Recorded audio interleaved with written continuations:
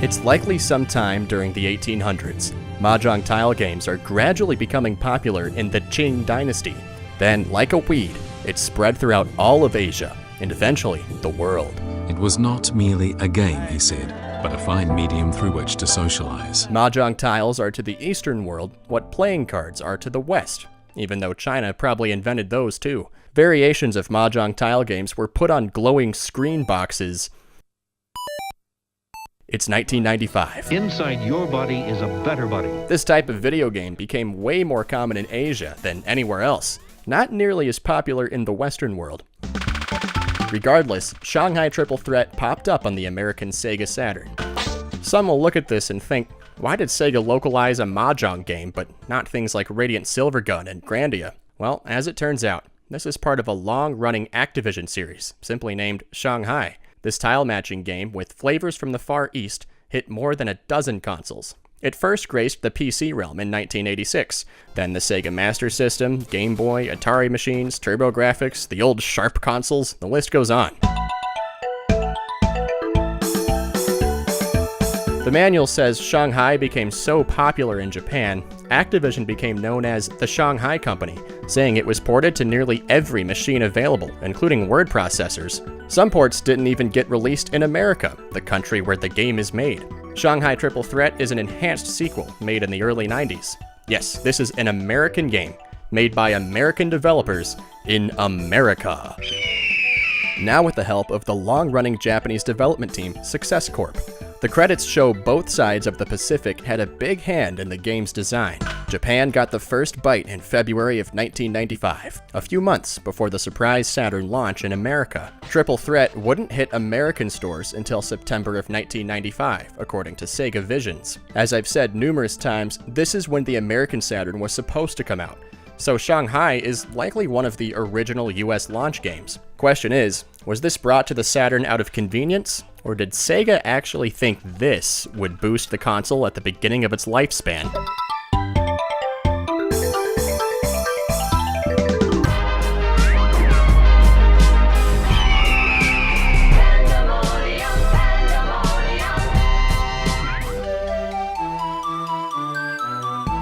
After pushing power, this beauty shot of the Great Wall and some extremely Chinese-sounding tunes wash over the player.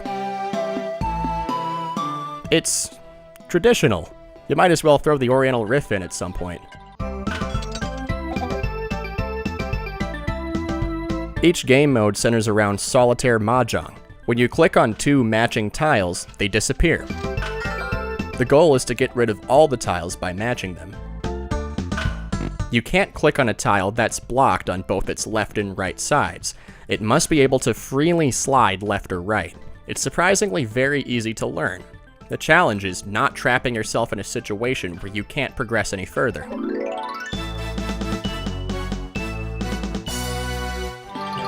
Original mode follows these simple rules with no time limit.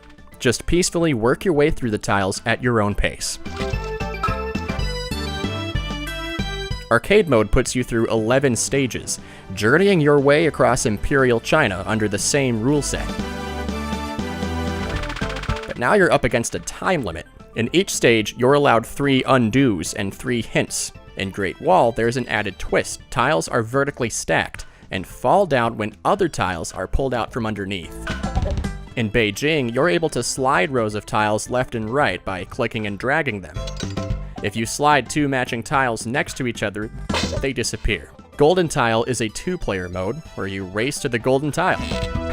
It follows the same rules as original Shanghai. As the back of the box describes, 2 players race in PandaMonium. PandaMonium? They even spelled it the wrong way. It's PandaMonium!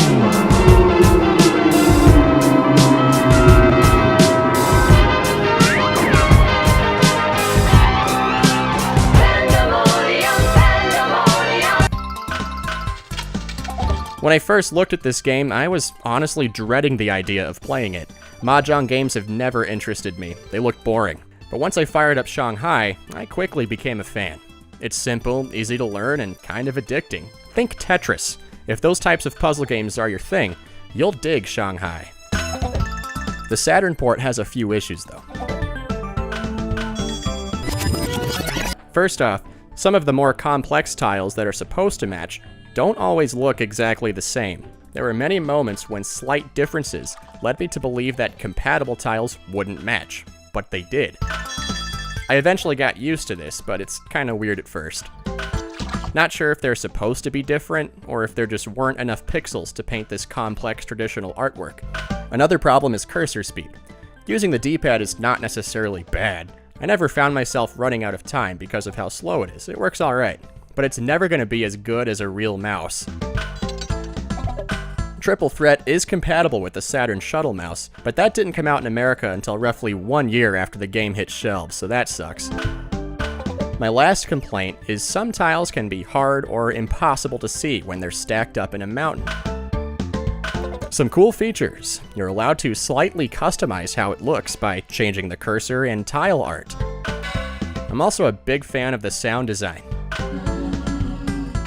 Matching tiles have their own unique fanfare and animation. I was also impressed with how many pleasant songs there were in this game. Even though it's on a CD, they're all MIDI tracks, which leads into this fun fact. Triple Threat is a highly efficient video game. Its elements take up less than 10 megabytes. Saturn CDs had 700 megabytes available to developers. This makes Shanghai one of the Saturn's smallest games in terms of data. Success Corp was known for this. Their cotton games for the Saturn were also very small. This efficiency, combined with it not being hard on the hardware, is likely what allowed Activision's tile game to get tossed around on so many consoles. The Saturn quickly became known for its ability to handle 2D. Many developers say drawing sprites on it was easy, way easier than doing 3D. So bringing this small, efficient 2D game to the Saturn was easy. Creamy 2D graphics. It got very little attention in American media. I couldn't find any ads. It's not in the E3 demo reel. It wasn't even on the console box. That's something Sega used to boast the variety of games they'll have by fall. The only old review I could track down was GamePro's write-up, published a couple months after the game released. The X-Grinder had good things to say about it, calling it an enjoyable version of the PC game. It's also cheap, about half the price of what Saturn games normally cost. And leave the rest of the world behind. Sega clearly did not want Shanghai to be a killer app. They didn't shove it in your face. It just so happened to be an easy-to-port game, handled by a third party. So Sega did not waste any resources on Shanghai. They were hands-off here, unlike with most of the early Saturn games. It came to the console in September of 1995 because it was convenient timing. Nothing wrong with that. This addicting puzzler certainly diversifies the early library. It's not impressive, and it doesn't push the Saturn to its limits, it just sort of exists. Another console port under Activision's belt. You'd be walking through Toys R Us, see it, and go, hey, that dragon thing looks kinda cool. Or you're like, wow, I'm one of the few weirdos who actually played this on insert almost any console, and now I want it for the Saturn. I can't find any documentation showing how many copies sold or how successful it wound up being.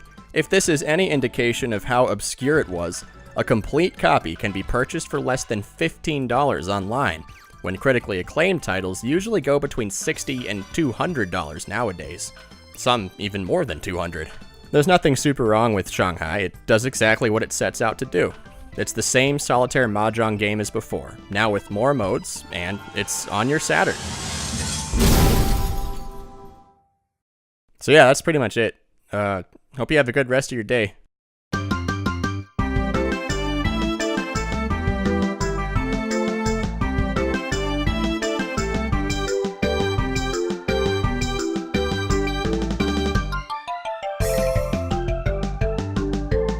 Shanghai Triple Threat was ported to Sega's Titan arcade board in Japan. The Panasonic 3DO port was released in America, but the PlayStation port stayed in Japan. Sony's machine didn't bother with the Western port. If you travel 24 years into the future, we go from Activision making a game in America about Shanghai to Activision making games in Shanghai about America. How the tables have turned.